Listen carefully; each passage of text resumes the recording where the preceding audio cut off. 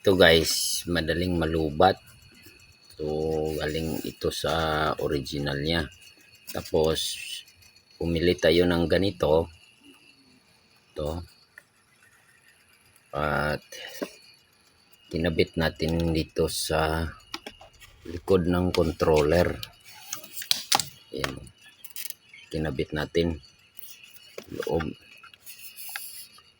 So tapos na ito at ating kakabit dito sa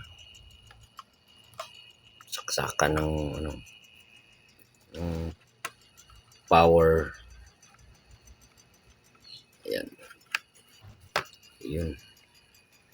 So nagkukonsume siya. Tapos yan, gumagana siya. So naka full bars na siya. Diba? Thank you for watching.